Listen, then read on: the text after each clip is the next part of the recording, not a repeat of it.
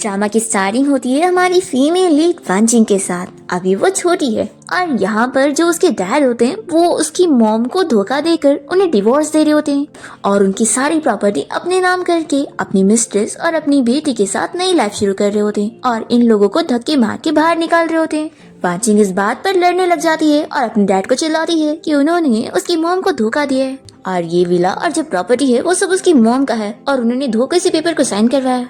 वांचिंग के डैड गुस्सा हो जाते हैं और उसके ऊपर हाथ उठाने जा रहे होते हैं कि वो उसे आज छोड़ेंगे नहीं।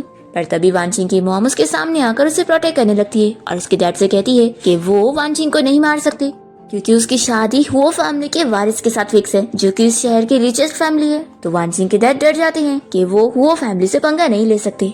तभी इनकी मिस्ट्रेस कहती है कि अभी इन लोगों को धक्के मार के बाहर निकाल दो और इस लड़की को ना गाँव भेज दो और हम इसकी जगह ना अपनी बेटी की शादी हुओ फैमिली में करवा देंगे। फिर वांचिंग के डैड को ये आइडिया पसंद आता है और वो कह देते हैं कि वांचिंग को गांव में छोड़कर आओ और इसकी मॉम को मेंटल हॉस्पिटल में लॉक कर दो। और फिर इस तरीके से वांचिंग और उसकी मॉम अलग हो जाते हैं और गार्ड्स वांचिंग की मॉम को बेहोश करके उन्हें मेंटल हॉस्पिटल लेकर चले जाते हैं और वांचिंग के डैड उसे बेसहारा करते हुए अपनी मिस्ट्रेस और अपनी बेटी के साथ अपने घर चले जाते हैं। वांचिंग रोने लग जाती है और तभी उसकी मॉम की फैमिली का जो बटलर होता है वो उसे समझाता है कि बस 10 साल की बात है, उसके बाद जब वो बड़ी हो जाएगी तो हुआ फैमिली में उसकी शादी होगी और इतने पावरफुल फैमिली की मदद से वो इन लोगों से अपना रिवेंज ले सकती है और फिर साथ ही अपनी मॉम को भी तभी बचा सकती है। फिर वांचिंग अपने डैड से रिवेंज लेने का सोच लेती है और फिर हम देखते हैं कि इसी के साथ ही 10 साल बीत जाते हैं और अब वांचिंग 20 इयर्स की हो चुकी है। अब तभी यहाँ पर उसका बटलर आकर बताने लगता है कि अभी भी आप हर्ब्स क्यों कलेक्ट कर रही हैं? अब आपकी वो फैमिली में शादी करने की डेट आ चुकी है, अगर आप जल्दी नहीं करोगी तो फिर आपको बदली करके आपके डैड अपनी दूसरी बेटी की शादी उसे करवा देंगे।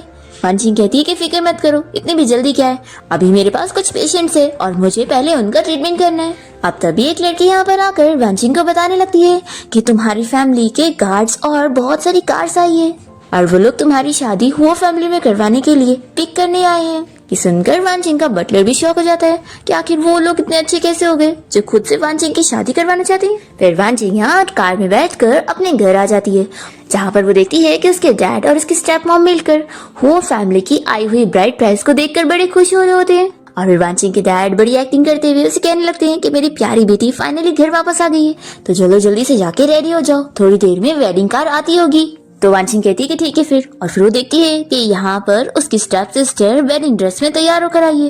तो ये उससे पूछती है कि क्या आज तुम्हारी भी शादी है? तो जल्दी से इसकी स्टेप मॉम और डैड बताने लगते हैं कि हुआ फैमिली ने अपने दोनों बेटियों के लिए हमारी घर की डॉटर को चुना है और अब तुम दोनों सिस्टर की शादी आज ही एक ही दिन होगी, वो भी एक ही फैमिली में। और फिर स्टेप मॉम जल्दी से वांचिंग को मेकअप वगैरह करने के लिए भेज देती है। वांचिंग जाते हुए सोच रही होती है कि उसने पहले से ही हुआ फैमिली के बारे में इन्वेस्टिगेट करके रखी है। हुआ फैमिली का बड़ा बेटा चैन ही वारिस बनने वाला था, लेकिन 5 साल पहले उसका कार एक्सीडेंट हो गया और अब वो डिसेबल है, इसलिए अब तो वो वारिस नहीं बन सकता। तो यहाँ पर वांचिंग समझ जाती है कि उसकी स्टेप सिस्टर जरूर हुआ फैमिली के दूसरे बेटे से शादी करने जा रही है। अब यहाँ पर इसकी स्टेप सिस्टर शिन तो बड़ी खुश हो रही होती है और अपने मॉम डैड से कहने लग जाती है कि इसे क्या लगा था कि ये हुआ फैमिली के वारिस के साथ शादी करेगी, बिल्कुल भी नहीं। और इस ग्रैंडमा की वजह से भी इसकी शादी वहाँ पर हो जा रही है क्योंकि उन्होंने कहा था कि बड़े बेटे की शादी हुए बिना छोटे बेटे की शादी नहीं होगी। इसकी मॉम कहती है कि अब तो फिक्र मत करो ना, प्रॉब्लम सॉल्व हो चुकी है, अब वांचिंग उस डिसेबल से शादी करेगी और तुम जिससे शादी करोगी वही तो हुआ फैमिली का वारिस बनेगा। फिर इसके बाद हम देखते हैं कि वेडिंग कार यहाँ पर पहुंच जाती है और वांचिंग जैसी तैयार होकर बाहर आती है तो शिन इसे देखकर जेलस होने लगती है और अपनी मॉम से कहती है कि आखिर इसे मेरी तरह ही अच्छा वाला वेडिंग ड्रेस क्यों दिया है। इसकी मॉम कहती है कि अरे अभी थोड़ा सह लो, अगर हम इसे नहीं देते ना तो फिर ये इतनी आसानी से शादी के लिए कैसे मानती। फिर ये लोग जब कार में बैठने लगते हैं तो वांचिंग यहाँ पर अपनी सिस्टर शिन को रोकती है और उसे कहती है कि मेरी वाली वेडिंग कार तो वो होनी चाहिए क्योंकि वो हुआ फैमिली की वारिस की कार है, तो क्या आप लोग मुझे चीट करके सब्स्टिट्यूट मैरिज करवाना चाह रहे हैं?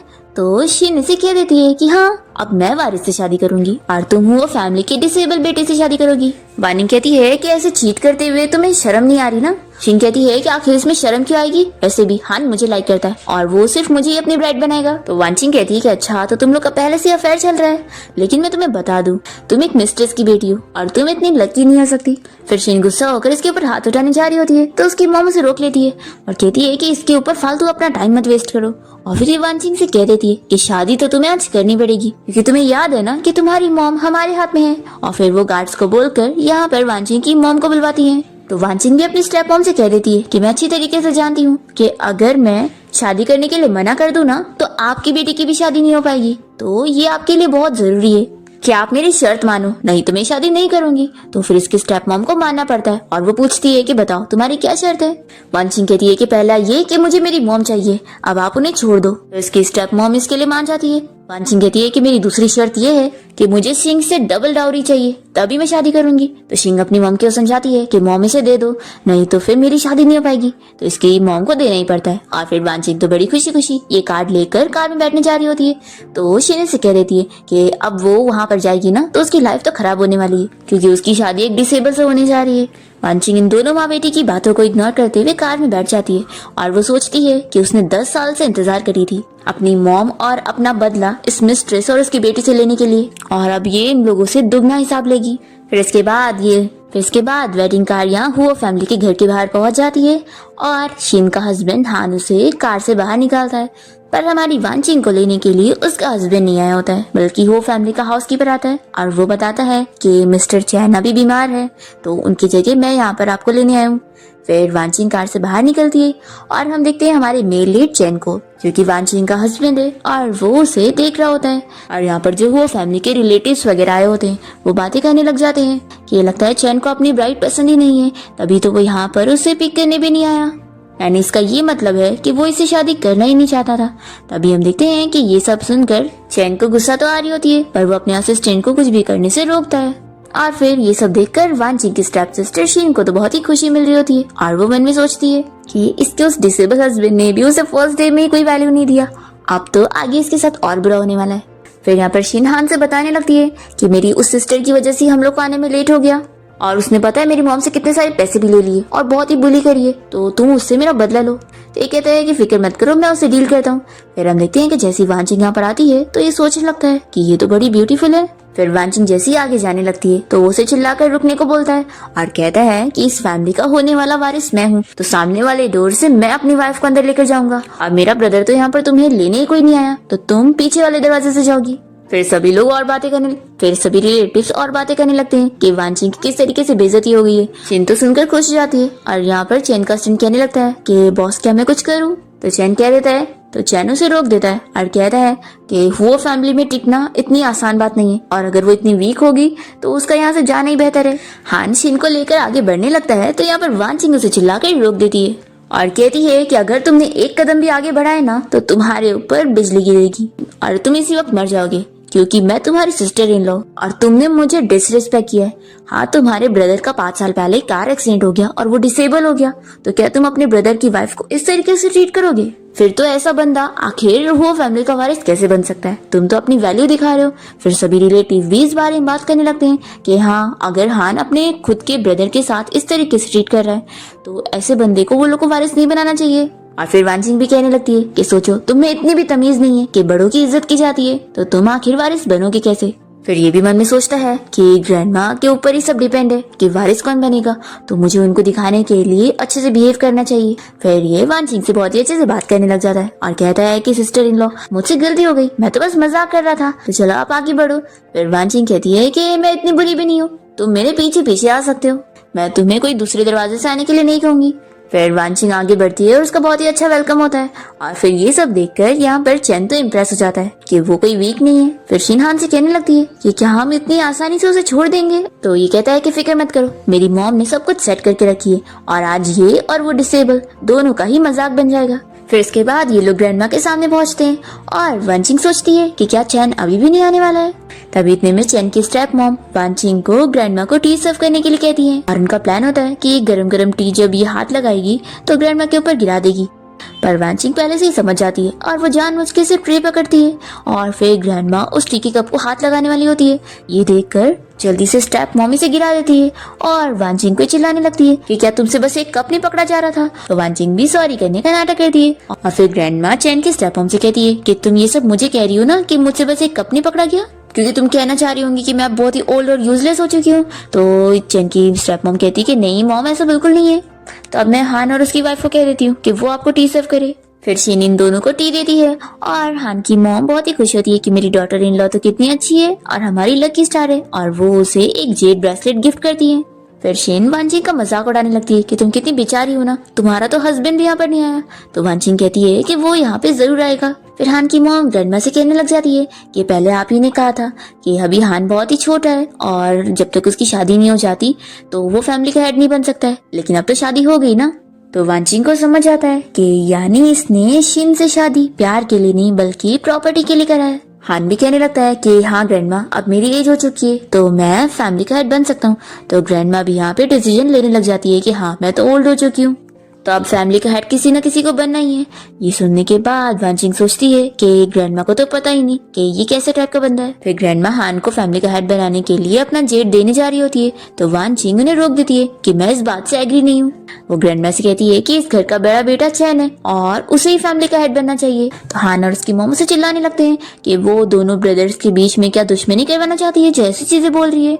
हान की मॉम तो कह देती है कि इस लड़की को यहाँ से हमें निकलवा देना चाहिए क्योंकि ये हमारी फैमिली की डॉटर इन लॉ बनने लायक भी नहीं है और ना ही चैनी से पसंद करता है, तभी तो वो यहाँ पर नहीं आया। तो वानचिंग कहने लग जाती है कि आप लोग इस शादी को ऐसे नहीं कैंसिल कर सकते, अगर कैंसिल करना भी है तो चैन को यहाँ पर खुद आकर बोलना पड़ेगा। तभी इतने में चैन यहाँ पर पहुंच जाता है और शिन खुश होने लगती है कि लगता है ये खुद यहाँ पर इससे शादी तोड़ने के लिए आ गया है। तभी हान से कहने लग जाता है कि ब्रदर आपको पता है ये लड़की बिल्कुल अच्छी नहीं है और ये मेरी सिस्टर इन लॉ बनने लायक है ही नहीं, इसलिए जल्दी से आप इसे यहाँ से निकाल दो। तभी चैन वानिंग से कहता है कि सॉरी मुझे आने में लेट हो गई और फिर उसका असिस्टेंट यहाँ पर उसे जेड ब्रेसलेट देने लगता है और बताता है कि ये बॉस की तरफ से आपका वेडिंग गिफ्ट है। चैन बताता है कि ये इस फैमिली का हेirloom है जो कि उसकी मॉम को मिला था और अब ये उसे दे रहा है। फिर सभी लोग बातें करने लगते हैं कि चैन को तो अपनी ब्राइड पसंद है। फिर चैन हान को चिल्लाता है कि तुम अपनी सिस्टर इन लॉ से किस तरीके से बात कर रहे थे, अभी उससे माफी मांगो। हान तो शॉक हो जाता है कि आखिर ब्रदर इस लड़की को क्यों डिफेंड कर रहा है। फिर इसे माफी मांगनी पड़ती है और वानचिंग इसे कहती है कि कोई बात नहीं, फ्यूचर में ऐसा मत करना। फिर ग्रैंडमा यहाँ पर चैन से बताने लगती है कि अब तो वो डिसेबल है तो वो फैमिली का हेड नहीं बन सकता है, तो इसलिए अब वो हान को हेड बनाएंगी। तो वानचिंग कह देती है कि ये करने की जरूरत नहीं है, मैं चैन का पैर ठीक कर सकती हूँ। ये सुनते के साथ ही शेने से चिल्लाने लगती है कि तुम जैसी लड़की को क्या ही आता होगा, तुम तो कॉलेज भी नहीं गई हो। और फिर हान भी कहने लगता है कि तुम लगता है बस मुझे हेड बनने से रोकना चाहती हो, इसलिए सब बहाने बना रही हो। कि ग्रैंडमा, क्या आपको याद है कि मेरे ग्रैंडपा ने ही आपकी बीमारी को ठीक करे थे और वो एक मिरेकल डॉक्टर थे, तो मैं तो उनकी ग्रैंड डॉटर हूँ ना। तो ग्रैंडमा कहती है कि हाँ वो बहुत ही अच्छे डॉक्टर थे और उन्होंने मेरी जान बचाए थे, तभी तो हमारी फैमिलीज के बीच में ये शादी की डील हुई थी और लगता है तुम्हारे ग्रैंडपा का टैलेंट तुम्हारे अंदर भी है, तो फिर मुझे पूरी उम्मीद है, तो तुम जल्दी से चैन का पैर ठीक कर दो। तभी यहाँ पर चैन की स्टेप मॉम कहने लगती है कि चैन को ठीक करने में कम से कम 4 से 5 साल तो जाएगा ही, तो आखिर ऐसे कैसे फैमिली के हेड की पोजीशन खाली रह सकती है। फिर ग्रैंडमा इस बारे में सोचना चाहती है, तो यहाँ पर वानचिंग जल्दी से कहती है कि मैं बहुत जल्दी चैन को ठीक कर दूंगी। तभी शिन और हान इस बारे में आर्ग्यूमेंट करने लग जाते हैं और हान कह देता है कि ठीक है फिर सिस्टर इन लॉ, अगर तुम 3 महीने में मेरे ब्रदर के पैर ठीक कर सकती हो तो ही वो इस फैमिली का हेड बनेगा, नहीं तो फिर इस फैमिली का हेड मैं ही बनूंगा। और ये मन में सोचता है कि डॉक्टर ने तो जवाब दे दिया था मेरे भाई, और ये मन में सोचता है कि डॉक्टर ने तो जवाब दे दिया था कि इसके पैर कभी ठीक नहीं होंगे। फिर वानचिंग भी कह देती है कि ठीक है फिर ये हमारी डील है और ये बात सभी ने सुन भी ली है तो तुम पलट नहीं सकते। फिर हान भी सोचने लगता है कि ऐसा लग रहा है जैसे मैं ही फंस गया। तो हान की मॉम ग्रैंडमा से कहने लग जाती है कि फैमिली का हेड ऐसे कैसे बना सकते हैं। तो ग्रैंडमा भी कहती है कि हाँ फैमिली का हेड बनने के लिए तुम दोनों को अपने आप को प्रूव करना होगा और अपना टैलेंट दिखाना होगा। और फिर ग्रैंडमा इन चारों को कल एक डिनर पार्टी में जाने के लिए बोलती है जहाँ पर बहुत ही फेमस बंदा आने वाला है और अगर इन लोग उसकी कंपनी के साथ कॉन्ट्रैक्ट फाइनल कर लेते हैं तो ये लोग अपने आप को प्रूव करके दिखा देंगे कि कौन कितने लायक है। फिर हान और शिन यहाँ रूम में साथ में होते हैं और हान कह रहा होता है कि बस एक बार उसे कल का वो कॉन्ट्रैक्ट मिल जाए फिर फैमिली का हेड वो बन के रहेगा। तो शिन भी से कहने लगती है कि हाँ तुम ये कर सकते हो, मुझे यकीन है कि वो डिसेबल कुछ नहीं कर पाएगा। हान कहता है कि लेकिन सब तुम्हारी सिस्टर की वजह से हुआ है, नहीं तो मैं तो आज ही फैमिली का हेड बन चुका होता। और ये बताओ कि कहीं अब वो सच में मेरे ब्रदर का पैर ठीक तो नहीं कर देगी। तो शिन कहती है कि नहीं ऐसा हो ही नहीं सकता है, मेरे डैड ने तो उसे कब का गांव में भेज दिए थे और वो तो कॉलेज तक नहीं गई है तो उसे आता ही क्या होगा। हान कहता है कि नहीं मुझे कुछ तो गड़बड़ लग रही है, आज ब्रदर इस तरीके से उसे डिफेंड कर रहा था जिससे लगता है कि दोनों एक दूसरे को पहले से जानते हैं। फिर ये कॉल करके किसी को इस बारे में पता लगाने के लिए कहता है। दूसरी तरफ हम देखते हैं कि वानचिंग यहाँ चैन को रूम में लेकर आती है और उसे कहती है कि क्या मैंने तुम्हारा टेस्ट पास कर ली। फिर इसी के साथ ही हमें फ्लैशबैक में दिखाते हैं कि वानचिंग पहले से ही चैन से मिल चुकी थी और उसने चैन को पहले ही बता चुकी थी कि वो उसकी फियांसी है और उसने उसके साथ डील भी करी थी कि वो उसकी हेल्प करेगी उसका पैर ठीक करने में, साथ ही उसे फैमिली का हेड बनाने में। और उसे ये भी समझाई थी कि अगर वो उसके अलावा किसी और लड़की को चुनता है तो कोई भी लड़की बिना पावर की उसकी कोई हेल्प नहीं कर सकती है। पर चैन को यकीन नहीं था कि वो कुछ कर सकती है, इसलिए उसने बोल दिया था कि उसकी फैमिली इतनी इजी नहीं है, तो पहले वो उसका टेस्ट करेगा। अब यहाँ प्रेजेंट में हम देखते हैं कि चैन वानजिंग के साथ काम करने के लिए रेडी तो हो जाता है, लेकिन वो उससे पूछता है कि इससे तुम्हारा क्या फायदा है। तो ये कहती है कि फिक्र मत करो, कम से कम तुम्हें हर्ट तो नहीं करूंगी। और फिर जब वानजिंग अपनी ज्वेलरी वगैरह निकाल रही होती है तो चैन उसके जेड पेंडेंट देख लेता है और वो याद करता है कि 5 साल पहले जब उसका कार एक्सीडेंट हुआ था तो किसी लड़की ने उसकी जान बचाई थी, और वो समझ जाता है कि वो कोई और नहीं बल्कि यही थी। फिर वो उसे पूछने लगता है कि 5 साल पहले क्या तुमने कार एक्सीडेंट में कभी किसी की जान बचाई हो। तो ये कहती है कि मैंने तो इतने सारे लोगों की जान बचा चुकी हूँ कि मुझे याद ही नहीं है। फिर ये अपसेट होता है कि इसने मुझे पहचानी ही नहीं। फिर ये से कहता है कि सॉरी, आज जो मैं गेट पर नहीं पहुंचा था तो तुमने बाहर सफर करी। तो वानजिंग कहती है कि इस बार के लिए कोई बात नहीं, लेकिन अगली बार किया ना तो फिर मैं तुम्हें मार ही दूंगी। तो ये कहता है कि नहीं, अगली बार तो मैं ऐसा नहीं करने वाला हूँ। फिर वो जाने लगता है तो वानजिंग इसे रोकती है और कहती है कि वेडिंग नाइट के दिन तुम बाहर जाके सोओगे तो सभी को पता लग जाएगा कि हस्बैंड और वाइफ सेपरेट रूम में सो रहे, तो इनकी वेडिंग लाइफ अच्छी नहीं चल रही है। तो चैन पूछता है कि क्या तुम्हें डर नहीं है कि मैं यहाँ पे रहूंगा तो तुम्हारे साथ कुछ करूंगा। तो वानजिंग कहती है कि बिल्कुल नहीं, तुम कुछ कर नहीं सकते, और हाँ, एक दिन अगर मैंने तुम्हें ठीक कर दी तो भी तुम कुछ करने की कोशिश करोगे तो फिर मैं अपनी नीडल से तुम्हें मार दूंगी। तो चैन तो डर जाता है और कहता है कि फिक्र मत करो, मैं हमेशा एक जेंटलमैन बन के रहूंगा। फिर नेक्स्ट मॉर्निंग जब वानजिंग की नींद खुलती है तो वो काफी ज्यादा शॉक होती है कि वो इसे पिलो समझ के सो रही थी। फिर वो इसे इतना पास से देखकर सोचती है कि वैसे इससे शादी करने का आइडिया इतना बुरा भी नहीं था, ये बहुत ही हैंडसम है। अब तभी चैन की नींद खुल जाती है और वो उसका हाथ पकड़ लेता है। तो वानजिंग उसे किस करने की एक्टिंग करती है और वो अपनी आंखें बंद कर लेता है। तो ये कहती है कि मैं तो बस मजाक कर रही थी, चलो जल्दी से उठ जाओ। फिर वानजिंग रेडी होने लगती है और इसे कहती है कि चलो एक काम की बात करती हूँ, आज जो डिनर पार्टी होने वाली है उसमें मेरे पास तुम्हारे लिए एक सरप्राइज है। फिर हम देखते हैं कि डिनर पार्टी में शिन पहले से ही पहुंच चुकी होती है और इन लोगों को जिस बंदे के साथ बिजनेस डील करनी होती है ये उसकी बेटी को बर्थडे गिफ्ट देती है और उसे खुश कर रही होती है ताकि वो इन लोगों के साथ डील कर ले। तभी हम देखते हैं कि चैन और वानजिंग भी यहाँ पार्टी में पहुंचते हैं और चैन अपने फ्रेंड्स के साथ बातें करने के लिए चला जाता है। और तभी शिन वानजिंग को उस लड़की के पास लेकर आती है और वानजिंग की बेइज्जती करने की कोशिश करती है कि उसने कोई गिफ्ट नहीं लाई होगी। पर वानजिंग ने तो पहले से तैयारी करी होती है और वो उस लड़की से कह देती है कि मैंने बर्थडे गिफ्ट प्रिपेयर करी हूँ, आपका फेवरेट सॉन्ग।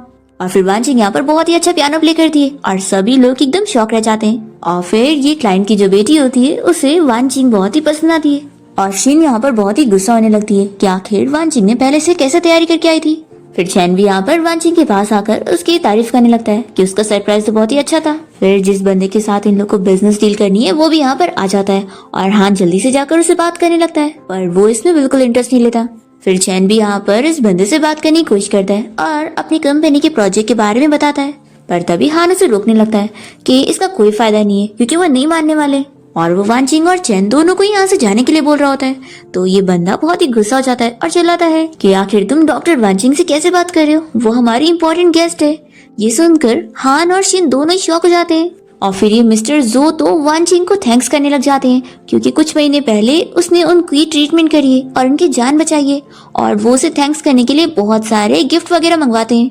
पर वानजिंग ये सारे पैसे और गिफ्ट लेने से मना कर देती है और कहती है कि वो तो बस यही चाहती है कि वो उसके हस्बैंड के साथ बिजनेस डील करे। तो पहले तो मिस्टर जो नहीं मान रहे होते हैं, लेकिन सिर्फ वानजिंग की वजह से वो इन लोगों को एक मौका देने के लिए तैयार हो जाते हैं कि अगर इन लोगों का प्रपोजल उन्हें अच्छा लगा तो वो बिजनेस डील जरूर करेंगे।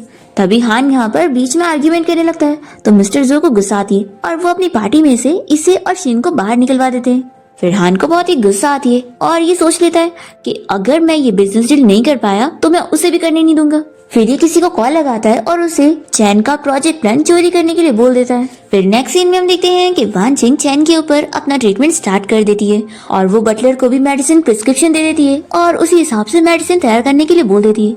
फिर जब वो निडल लगाकर चैन का ट्रीटमेंट कर रही होती है तो उसे यहाँ पर पेन फील होता है, तो दोनों ही बहुत ही खुश होने लगते हैं कि उसका पैर धीरे धीरे ठीक हो रहा है। वानजिंग कहती है कि चलो जल्दी से खड़े होकर ट्राई करो।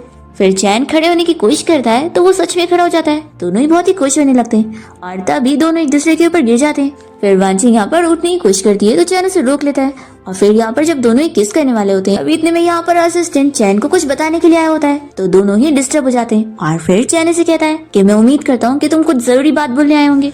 तो असिस्टेंट बताता है कि बॉस प्रोजेक्ट प्लान रेडी हो गया है तो आप ये देख लो। फिर चैन ये देखने के बाद कहता है कि इसका खास ध्यान रखना, ये प्रोजेक्ट प्लान लीक नहीं होना चाहिए। फिर असिस्टेंट जब जाने लगता है तो चैन उसे कहता है कि रुको, दरवाजा बंद करके जाना। तो असिस्टेंट कहता है कि बॉस फिक्र मत करो, मैं अगली बार बिना परमिशन के नहीं आऊंगा।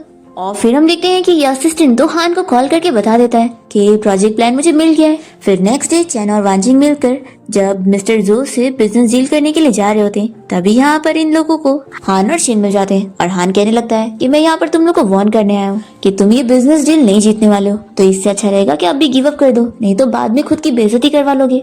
वांजिंग कहती है कि बेइज्जती तो तुम लोगों ने करवाए थे, लास्ट टाइम डिनर पार्टी में तुम लोगों को धक्के मार के निकाला गया था, तो तुम लोग कितने शेमलेस हो जो यहाँ पर भी पहुंच गए। हान को सुनकर गुस्सा आती है और वो वांचिंग की तरफ अपनी उंगली पॉइंट करता है, तो यहाँ पर चैन इसकी उंगली मोड़ देता है और चिल्लाता है कि तुम अपनी सिस्टर इन लॉ से ऐसे डिसरिस्पेक्टफुली बात नहीं कर सकते। फिर शिन भी इन लोग को चिल्लाने लग जाती है कि हम तो बस वार्न करने आए थे, तुम लोग मार कैसे सकते हो। और फिर शिन चैन और वांचिंग से डील करने लगती है कि चलो शर्त लगाते हैं, जो भी ये बिजनेस डील जीतेगा वही फैमिली का हेड बनेगा। तो चैन भी हाँ कह देता है और कहता है कि लेकिन अगर तुम लोग हारोगे तो फिर तुम दोनों हम लोग के सामने माफी मांगोगे। फिर ये लोग शर्त लगा लेते हैं और फिर ये सभी मीटिंग के लिए पहुंचते हैं। मिस्टर जो यहाँ पर चैन से कहते हैं कि वो काफी एक्साइटेड हैं उसका बिजनेस प्लान देखने के लिए। फिर सबसे पहले बारी हान की होती है, वो अपनी कंपनी की तरफ से अपना प्रोजेक्ट प्लान दिखाता है, जिसे देखकर चैन और वांचिंग तो शॉक रह जाते हैं कि ये तो हमारा बिजनेस प्लान है। तभी ये लोग हान की तरफ देखते हैं तो हान इन लोग को कहता है कि देखा तुम लोग गए ना, मैंने बोला था। फिर चैन यहाँ पर मिस्टर जो से कह देता है कि असल में ये प्रोजेक्ट प्लान उन लोग का है। तो यहाँ पर ये लोग आर्ग्यूमेंट करने लगते हैं कि वो इन लोग के ऊपर झूठा इल्जाम न लगाए। फिर मिस्टर जो तो चैन से डिसअपॉइंट हो जाते हैं और कहते हैं कि मुझे उम्मीद नहीं थी कि तुम लोग खुद का प्रोजेक्ट भी नहीं लाओगे और दूसरों के ऊपर ऐसे इल्जाम लगाओगे। तभी यहाँ पर वांचिंग कहती है कि मिस्टर जो आपको हम लोग प्रूफ करके दिखा सकते हैं कि ये प्रोजेक्ट प्लान हमारा है, ये प्लान उन लोग का है। ये प्रूफ करने के लिए चैन बताता है कि उस प्रोजेक्ट प्लान में इनकी कंपनी का हिडन वाटरमार्क है। फिर ये सभी जब देखते हैं तो पता लग जाता है कि हान कितने झूठ बोल रहा था और ये प्रोजेक्ट उसका है ही नहीं। फिर मिस्टर जो तो इसे बहुत ही चिल्लाते हैं और हान और शिन को यहाँ से बाहर निकलवा देते हैं और चैन के साथ हैंडशेक करते हुए ये बिजनेस डील फाइनल कर लेते हैं। और फिर ये असिस्टेंट हान और शिन से 5 मिलियन मांगने लगता है क्योंकि उन लोग की यही डील हुई थी। तो हान इसे मार कर कह रहा है कि एक तो तुमने हमारा सब खराब कर दिया और पैसे मांग रहे हो, और वो दोनों इसकी बेइज्जती करके यहाँ से चले जाते हैं। फिर चैन और वांचिंग जब बाहर पहुंचते हैं तो चैन इसे कहता है कि क्या सच में प्रोजेक्ट प्लान तुमने ही चुरा कर उन लोग को दिया था। तो असिस्टेंट माफी मांगता है कि मुझसे गलती हो गई। वांचिंग कहती है कि हम तुम्हें एक मौका दे रहे हैं अपनी गलती को सुधारने का। फिर इसके बाद जब ये लोग घर आते हैं तो ग्रैंड माँ हान को चिल्लाने लगती है कि आखिर ऐसे कैसे वो अपने ब्रदर चैन को दूसरे के सामने फ्रेम कर रहा था और उसके ऊपर झूठे इल्जाम लगा रहा था। हान की मॉम यहाँ पे ग्रैंड माँ से कहने लगती है कि जरूर ये सब किया हुआ असिस्टेंट का है और मेरे बेटे के ऊपर इसने झूठा इल्जाम लगाया है। तो असिस्टेंट के पास तो प्रूफ होता है कि हान ने कैसे उसे ये काम करने के लिए ऑर्डर दिया था और बदले में उसे काफी सारे पैसे देने का वादा किया था। तो फिर हान की मॉम यहाँ पर शिन के ऊपर भी इल्जाम लगाने लगती है कि जरूर इसी ने ही मेरे बेटे को ये काम करने पर मजबूर करी होगी। तो शिन कहने लग जाती है कि मॉम आखिर आप मेरे ऊपर कैसे इल्जाम लगा सकती है, और फिर ये हान से कहती है। तो हान तुरंत ही ग्रैंडमा के सामने अपने ऊपर इल्जाम लेने लगता है कि ग्रैंडमा सारी गलती मेरी है। शिन खुश हो जाती है कि तुम कितने अच्छे हो और मुझसे कितना प्यार करते हो। तो यहाँ पर वांचिंग सोचती है कि ये तो बस इसका यूज कर रहा है और ग्रैंडमा के सामने अच्छी बनने की एक्टिंग कर रहा है। फिर ग्रैंडमा डिसीजन लेती है और हान से कह देती है कि 1 महीने के लिए वो उसे कंपनी के काम से सस्पेंड कर रही है, तो अब वो अपनी गलती का सुधार करेगा। फिर ये सुनकर हान की मॉम को तो गुस्सा आने लगती है, पर वो बस चुपचाप सहती है। और फिर हम देखते हैं कि हान यहाँ पर वांचिंग को देखते हुए सोचने लगता है कि काश ये मेरी वाइफ होती। फिर रात में हम देखते हैं कि शिन यहाँ पर जैसे ही हान के पास आती है और उसे कहती है कि हमें जल्दी से ग्रैंडमा को ग्रैंड चिल्ड्रन देने चाहिए। तो ये इससे चिल्लाने लगता है कि तुम अपनी सिस्टर से पहले कुछ सीख लो, तुम्हें कुछ भी नहीं आता है, और वो गुस्सा होकर बाहर चला जाता है। तो शिन को बहुत गुस्सा आती है और ये अपनी मॉम को कॉल करके वांचिंग को सबक सिखाने के लिए कुछ प्लानिंग करती है। फिर नेक्स्ट सीन में हम देखते हैं कि चैन अपने ऑफिस में होता है और उसका बटलर उसे वांचिंग की सारी इन्फॉर्मेशन लाकर दे देता है और बताता है कि जब वो छोटी थी तो उसके डैड ने उसकी मॉम को चीट करे थे और सारी प्रॉपर्टी अपने नाम करवाकर उन लोगों को धक्के मार के घर से बाहर निकाल दिए थे और अपनी मिस्ट्रेस और अपनी दूसरी बेटी के साथ रहने लग गए थे और वांचिंग को गांव भेज दिए थे और उसकी मॉम को मेंटल हॉस्पिटल। चैन को ये सुनकर गुस्सा आती है और फिर बटलर कहने लगता है कि जरूर मिस वांचिंग ने आपसे शादी सिर्फ अपनी रिवेंज लेने के लिए करी है, तो हो सके तो आप उनके लिए कुछ भी फील ना करे तो अच्छा रहेगा। तभी हान वानचिंग और अपनी वो वाली फोटो देख रहा होता है जब उसने उसकी जान बचाई थी। और हान कहता है कि मुझे यकीन नहीं कि वो मेरे बारे में कुछ भी नहीं फील करती है। फिर जैसी वानचिंग यहाँ पहुंचती है तो जल्दी से फोटो को छुपाने लगता है और ये कहती है कि तुमने मुझे किस काम के लिए बुलाया था। तो चैन बताता है कि आज हम दोनों को एक चैरिटी ऑक्शन पार्टी में जाना है। फिर इसके बाद चैरिटी इवेंट स्टार्ट हो जाता है और यहाँ पर एक ज्वेलरी के ऊपर बिडिंग लगने जा रही होती है, जिसे देखते के साथ ही वानचिंग पहचान जाती है कि वो उसकी मॉम की है। वो शिन से कहती है कि ये क्या है, तो शिन कह देती है कि ये अब हमारी फैमिली की प्रॉपर्टी है ना, तो हम चाहे जो करें तुम कुछ नहीं कर सकती हो। फिर यहाँ पर सभी लोग इस नेकलेस के ऊपर बिडिंग लगाने लग जाते हैं। तो चैन को भी पता लग जाता है कि ये वानचिंग की मॉम की है, तो वो बहुत ज्यादा बिडिंग लगाते हुए इस नेकलेस को खरीदने की बात करता है और वानचिंग से भी कह देता है कि तुम्हें ये चाहिए तो मैं इसे खरीद के रहूंगा चाहे कितनी भी महंगी हो। तो चैन से डर कर कोई भी इस ज्वेलरी के ऊपर बिडिंग नहीं लगाता। और फिर वानचिंग को उसकी मॉम की ज्वेलरी मिल जाती है और ये देखकर शिन को बहुत ही गुस्सा आती है और उसे वानचिंग की खुशी देखी नहीं जाती। वो उसे आकर कह देती है कि जैसे पहले मेरी मॉम और मैंने तुम्हारा सब कुछ पहले छीन चुके थे वैसे अब वापस छीन लेंगे, इसलिए हमारे प्लान्स को खराब करने की तुम सोचना भी मत। तो वानचिंग ऐसे चिल्लाती है कि मुझे ऐसे लोग बिल्कुल पसंद नहीं जो मुझे धमकी दे, समझी? अगर तुम मेरे साथ पंगा लोगे ना तो मैं भी तुम्हें छोड़ूंगी नहीं। तो शीने से कहती है कि तुम मेरा कुछ नहीं बिगाड़ सकती, अब मैं फैमिली के हेड की वाइफ हूँ और हान मेरी हर बात सुनता है क्योंकि वो मुझसे इतना प्यार जो करता है। तो वानचिंग कहती है कि तुम्हें सच में लगता है कि वो तुमसे प्यार करता है? तो शिन हाँ कहती है। तो वानचिंग इसे दिखाने के लिए हान से बात करने जाती है जो कि वानचिंग को उसके नाम से बुला रहा होता है। वानचिंग कहती है कि तुम्हें तो मुझे सिस्टर इन लॉ कहना चाहिए ना। तो हान कहता है कि एक्टिंग मत करो, मैं अच्छी तरीके से जानता हूँ कि तुमने हमारी हुआ फैमिली में शादी क्यों करी हो, क्योंकि 10 साल पहले तुम्हें और तुम्हारी मॉम को तुम्हारे डैड ने धक्का मार के घर से बाहर निकाल दिए थे। तो तुम हमारी हुआ फैमिली के हेड से शादी करना चाहती थी अपनी और अपनी मॉम का रिवेंज लेने के लिए। तो वानचिंग कहती है कि हाँ तुम सही कह रहे हो। तो हान कहता है कि लेकिन तुमने अपना टारगेट गलत चुन लियो, चैन से शादी करके तुम्हें कुछ नहीं मिलने वाला, वो तो बस एक डिसेबल है, आखिर वो फैमिली का हेड कैसे बनेगा? तो इससे अच्छा रहेगा कि तुम मेरी हेल्प करो और अगर हम दोनों साथ में मिल जाते हैं ना तो वो तुम्हारा फायदा रहेगा। मैं तुम्हारी हेल्प करूंगा तुम्हारा रिवेंज लेने में और तुम मेरी हेल्प करना मुझे मेरी फैमिली का हेड बनाने में। तो वानचिंग इससे पूछती है कि क्या तुम अपनी वाइफ शिन से भी मुझे बदला लेने का मौका दोगे? तो ये हाँ कहता है। तो वानचिंग कहती है कि ठीक है, फिर अपनी सिंसियरिटी दिखाने के लिए तुम शिन को डिवोर्स दो। तो हान इसके लिए भी हाँ बोल देता है और वानचिंग इससे कहती है कि ठीक है, फिर मैं तुम्हारी गुड न्यूज का वेट करूंगी। ये कहकर वो चली जाती है और तभी हम शिन और चैन को देखते हैं जो कि चुप कर ही सारी बातें सुन लेते हैं। चैन को तो बहुत ही ज्यादा बुरा लग जाता है कि वानचिंग को अपना रिवेंज लेने के लिए कोई भी चलेगा और ये तो मुझे लाइक ही नहीं करती है, ये मुझे धोखा देने के लिए भी तैयार है। वो अपसेट होकर चला जाता है और यहाँ पर शिन को भी गुस्सा आती है और फिर वानचिंग से बदला लेने के लिए गुंडों को हायर करती है और उसे किडनैप करवा कर उन लोग को ऑर्डर देती है कि इसकी रेपुटेशन खराब कर दो।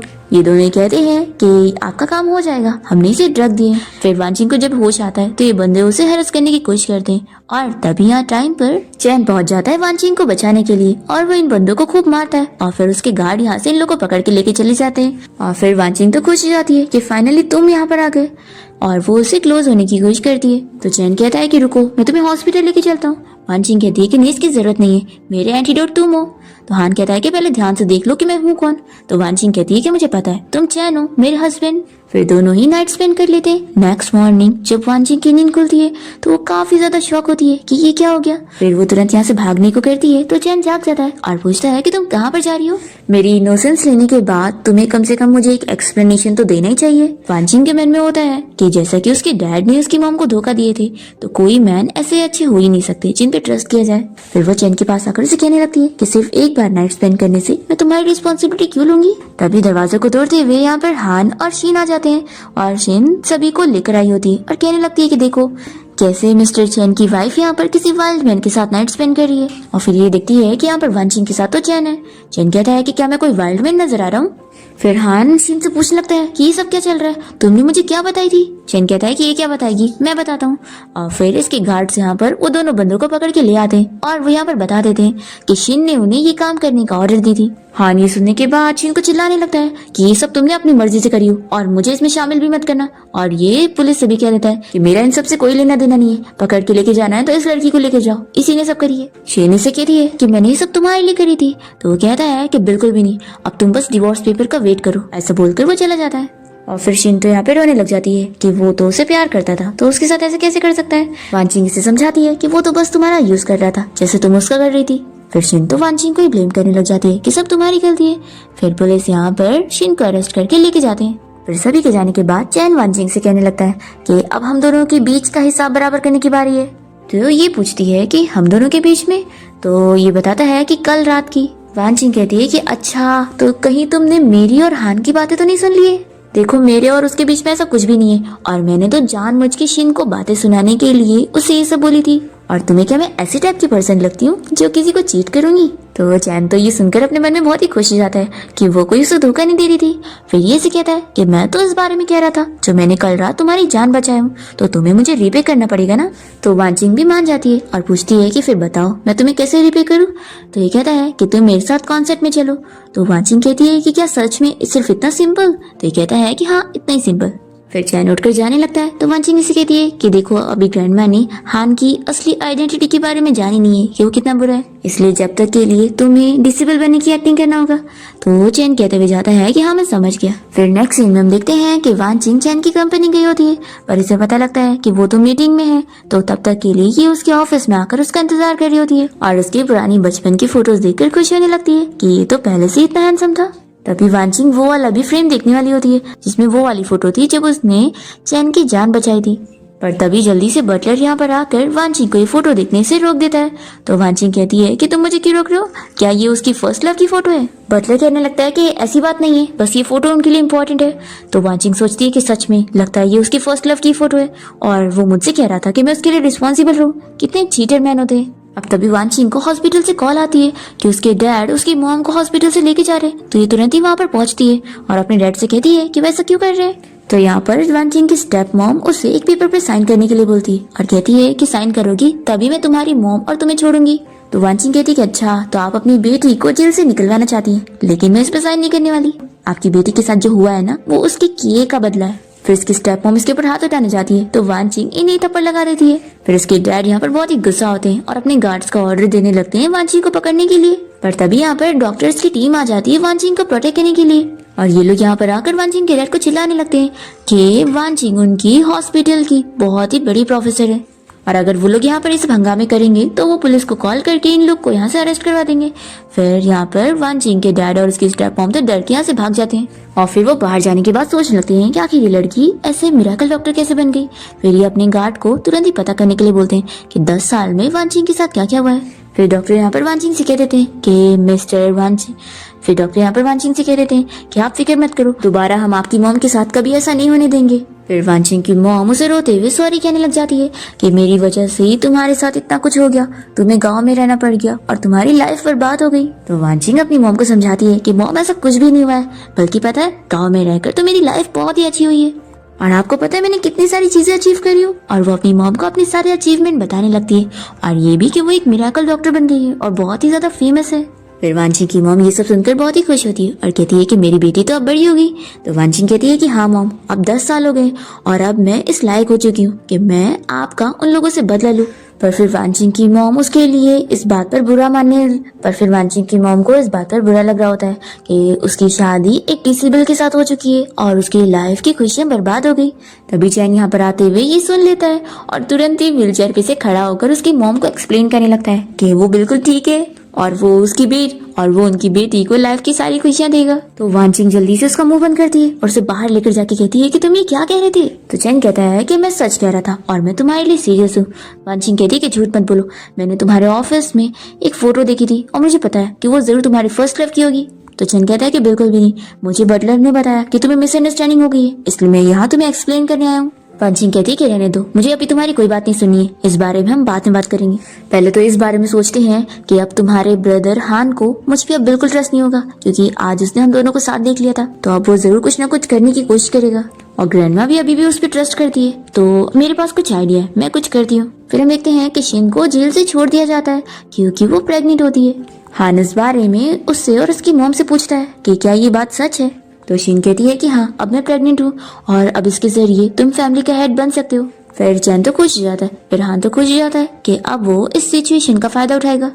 फिर इसके बाद कंपनी की मीटिंग जब खत्म होती है तो यहाँ पर वानजिंग से मिलने के लिए हान आता है और उसे कहता है कि जैसा कि हमारे बीच की डील हुई थी, मैंने अपनी सिंसियरिटी दिखाने के लिए शिन को डिवोर्स दे दिया, तो अब तुम्हारी भी तो बारी है ना अपनी सिंसियरिटी दिखाने की। तो वांचिंग कहती है कि ऑफ कोर्स, और वो उसे एक प्रोजेक्ट के बारे में बताती है जिसमें चैन इन्वेस्टमेंट करने वाला है, और ये उसे सब डिटेल बता देती है कि वो कौन सी एक जगह को खरीदने वाला है अपने नए प्रोजेक्ट के लिए। तो अगर ये उससे उस प्रोजेक्ट में जीत जाएगा तो उससे काफी फायदा होगा। फरहान इसे थैंक्स करने लगता है कि उसने बड़ी अच्छी इन्फॉर्मेशन इसे दे दी है। फरहान के जाने के बाद जब चैन और बटलर यहाँ पर पहुंचते हैं तो बटलर वांचिंग से कहने लगता है कि उसने तो हान को सारा प्रोजेक्ट के बारे में चीजें बता दी है, तो ऐसे तो इन लोग के लिए मुसीबत हो गई ना। वांचिंग कहती है कि बिल्कुल भी नहीं, अब क्योंकि उसे मुझ पर शक है तो मैं जो भी बोली हूँ ना वो मेरी बात पर बिलीव नहीं करने वाला। चैन भी कहता है कि हाँ, और अब वो हमसे अपोजिट जगह खरीदेगा क्योंकि उसे लगेगा कि हम वो नहीं बल्कि दूसरा खरीदना चाह रहे हैं, और इसी बात का फायदा उठाते हुए हमारा काम हो जाएगा। फिर इसके बाद नेक्स्ट डे लोग जब उस जगह की बिडिंग के लिए जा रहे होते हैं तभी यहाँ पर हान भी पहुंच जाता है, और वो वांचिंग और चैन को साथ देकर कहने लगता है कि मुझे पता था कि तुम मुझे धोखा दे रही हो, इसलिए मैं सब जानता हूँ कि तुम लोग कौन सी जगह खरीदने का सोच रहे हो और अब मैं वो खरीदूंगा।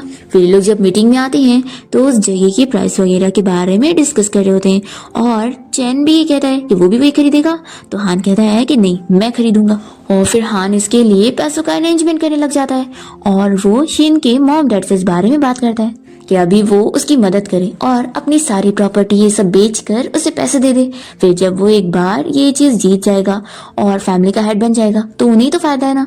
तो शिन के डैड बुद्धू बनकर सारी अपनी प्रॉपर्टी अपना विला बेचकर इसे पैसे देने के लिए तैयार हो जाते हैं ताकि फ्यूचर में इन्हें फायदा हो।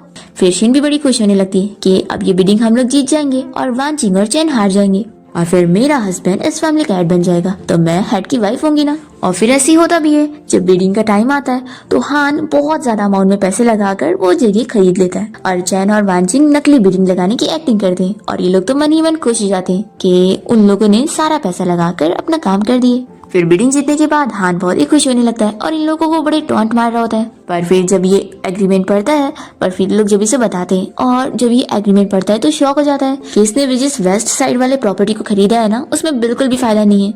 और फिर यहाँ पर बटलर ईस्ट साइड वाली प्रॉपर्टी डॉक्यूमेंट लेकर आ जाता है और बताता है कि उस पे तो किसी ने बिडिंग लगाया भी नहीं और बड़ी सस्ती में उन लोग को मिल गई, और असल में तो उसमें बहुत ही फायदा होने वाला है। फिर हान ये सुनकर बहुत ही ज्यादा गुस्सा हो जाता है। अब यहाँ पर सारे पैसे तो शिन के डैड के लगे थे, तो वो हान को चिल्लाने लगते कि सब तुम्हारी गलती है, मैं तो लूट गया हूँ, मेरा सब कुछ बर्बाद हो गया।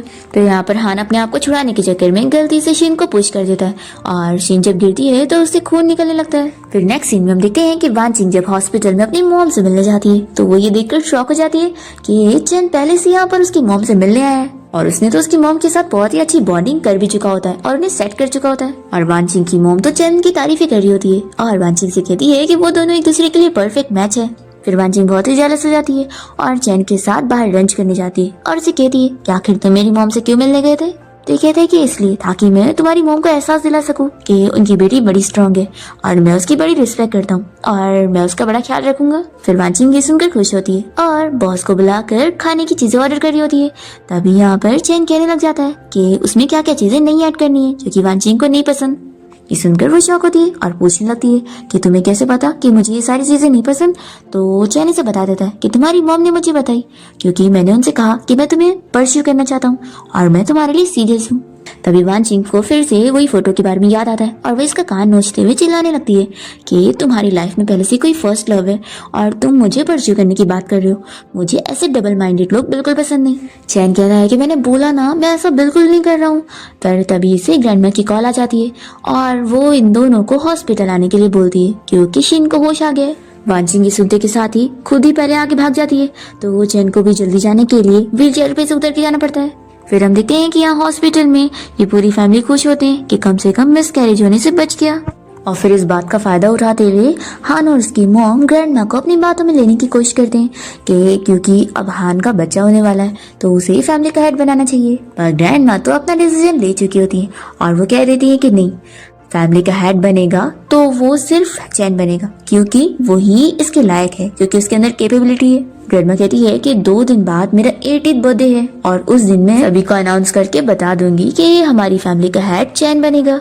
फिर यहाँ पर हान की मॉम को बहुत ही गुस्सा आती है पर वो कुछ ज्यादा कह नहीं पाती। और तभी वांचिंग भी कहती है कि ग्रैंडमा आप फिक्र मत करो, चैन का पैर ठीक होने वाला है और शायद वो जल्दी खड़ा भी हो जाए। फिर ग्रैंडमा तो बड़ी खुश हो जाती है और चैन और वांचिंग के साथ यहाँ से चली जाती है।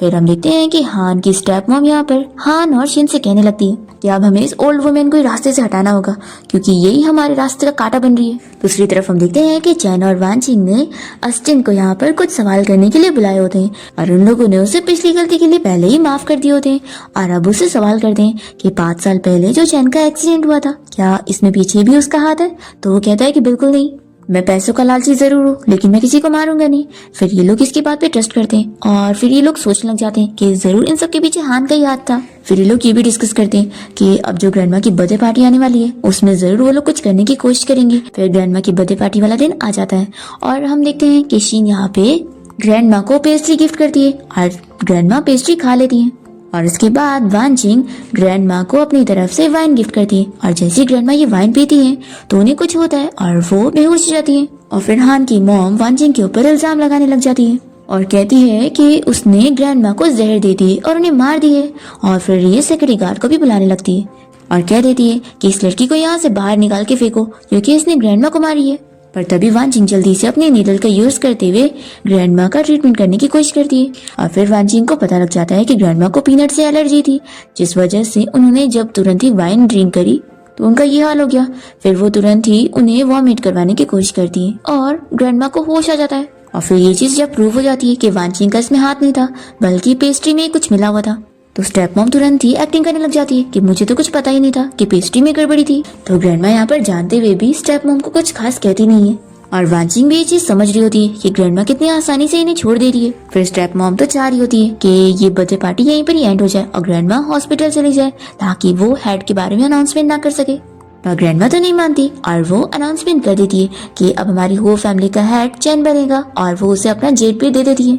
फिर इसके बाद चैन और वांचिंग घर जाने के लिए निकल रहे होते हैं। तभी वांचिंग को यहाँ पर ग्रैंडमा की फिक्र होती है और वो चैन से कहती है कि मुझे ना ग्रैंडमा को देख कर आना है।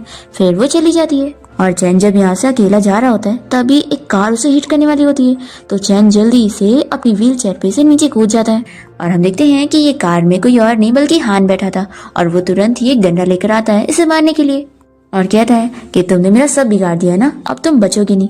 चैन तुरंत यहाँ पे रिकॉर्डिंग चालू कर देता है और उसे पूछता है कि यानी ये सच है ना कि 5 साल पहले भी तुमने मेरा एक्सीडेंट करवाए थे मुझे मारने के लिए। तो हान बोल देता है हाँ मैं नहीं मारा हूँ लेकिन तुम्हारे पास कोई एविडेंस नहीं है और आज तो मैं तुम्हें छोड़ने वाला नहीं हूँ। और फिर ये इसे मारने को कहता है तो चैन तुरंत ही उठकर इसे फाइट करने लगता है और हान शॉक हो जाता है कि इसके पैर तो ठीक हो चुके हैं। चैन इजीली इसे फाइट कर लेता है और इसे सबक सिखाता है और तभी इतने में यहाँ पे ग्रैंडमा और बाकी सभी पहुंच जाते हैं और ग्रैंडमा चिल्लाकर हान को रुकने के लिए बोलती है। और फिर हान की मॉम यहाँ पर आकर ग्रैंडमा से कहने लगती है कि देखो चैन ने मेरे बेटे को कितना मारा है, ग्रैंडमा आप इंसाफ करो। तो ग्रैंडमा तो यहाँ पर हान और उसकी मॉम को चिल्लाती है कि सब उन लोग की गलती है और उल्टा वो यहाँ पर चैन को जान से मारना चाह रहे थे। और फिर चैन पुलिस ऑफिसर को बुला लेता है और हान और उसकी मॉम और शीन इन तीनों को अरेस्ट करवा देता है। फिर फाइनली वांचिंग अपनी मॉम को लेकर अपने विला आ जाती है क्योंकि ऑफ कोर्स ये उनका घर था।